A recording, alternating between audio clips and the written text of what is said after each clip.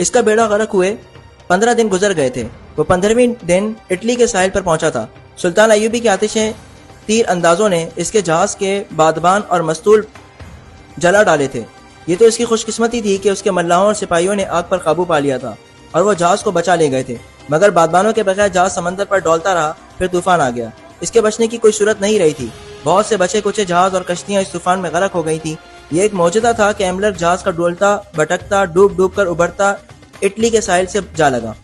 اس میں اس کے ملاحوں کا بھی کمال شامل تھا۔ انہوں نے چپوؤں کے زور پر جہاز کو قابو میں رکھا تھا۔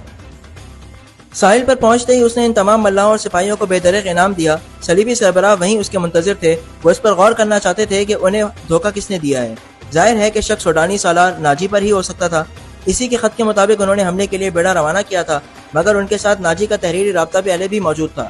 انہوں نے ناجی کے اس خط کی تحریر پہلے 2 خطوں سے ملائی تو انہیں شک ہوا کہ کوئی گڑبڑ ہے۔ انہوں نے قاہرہ میں جاسوس بھیج رکھے تھے، مگر ان کی طرف سے بھی کوئی اطلاع نہیں ملی۔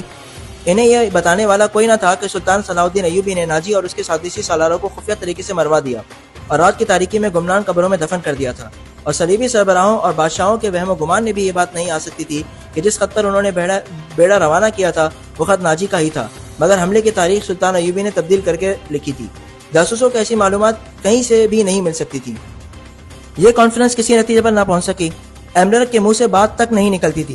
وہ شکست خوردہ تھا، غصے میں بھی تھا اور تھکا ہوا بھی۔ کانفرنس اگلے روز کے لیے ملتوی کر دی گئی۔ رات کے وقت یہ تمام سربراہ شکست کا غم شراب میں ڈبو رہے تھے۔ ایک آدمی اس محفل میں آیا، اسے صرف ریمانڈ جانتا تھا۔ وہ ریمانڈ کا قابل اعتماد جاسوس تھا۔ وہ حملے کی شام مصر کے ساحل پر اترا تھا۔ اسے تھوڑی ہی دیر بعد صلیبیوں کا بیڑا آیا اور اس کی آنکھوں کے سامنے یہ بیڑا سلطان ایوبی کی قلیل فوج کے ہاتھوں تباہ ہوا تھا۔ یہ جاسوس مصر کے ساحل پر رہا اور اس نے بہت سی معلومات مہیا کر لی تھی۔ ریمانڈ نے اس کا تعارف کرایا تو سب اس کے گرد جمع ہو گئے۔ اس جاسوس کو معلوم تھا کہ صلیبی سربراہوں نے سلطان ایوبی کو قتل کرانے کے لیے رابن نام کا ایک ماہر جاسوس سمندر پار بھیجا تھا اور اس کی مدد کے لیے 5 آدمی اور 7 جوان اور خوبصورت لڑکیاں بھی بھیجی گئی تھیں۔ اس جاسوس نے بتایا کہ رابن زخمیوں کے ساتھ زخمی ہونے کا بہانہ کر کے صلاح الدین ایوبی کی کمر کے پہنچ گیا تھا۔ اس کے 5 آدمی تاجروں کے بھیس میں تھے۔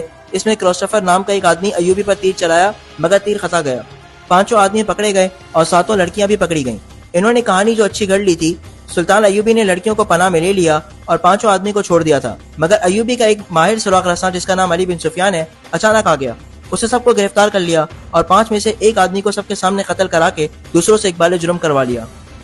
جاسوس نے کہا، میں نے اپنے متعلق بتایا تھا کہ میں ڈاکٹر ہوں، اس سے سلطان نے مجھے زخمیوں کی مرہم پٹی کی ڈیوٹی دے دی۔ وہیں مجھے یہ اطلاع ملی کہ سوڈانیوں نے بغاوت کی تھی جو دبا لی گئی ہے اور سوڈانی افسروں اور لیڈروں کو ایوبی نے گرفتار کر لیا ہے۔ رابن 4 آدمی اور 6 لڑکیاں ایوبی کی قید میں ہیں، لیکن ابھی تک ساحل پر ہیں۔ 7ویں لڑکی جو سب سے زیادہ ہوشیار ہے لاپتہ ہے۔ اس کا نام موبینہ ارتلاس ہے۔ موبی کہلاتی ہے۔ ایوبی بھی کیمپ میں نہیں ہے اور اس کا سراغ رساں علی بن سفیان بھی وہاں نہیں ہے۔ میں بڑی مشکل سے نکل کر آیا ہوں۔ بڑی زیادہ اجرت پر تیز رفتار کشتی مل گئی تھی۔ میں یہ خبر دینے آیا ہوں کہ رابن، اس کے آدمی اور لڑکیاں موت کے خطرے میں ہیں۔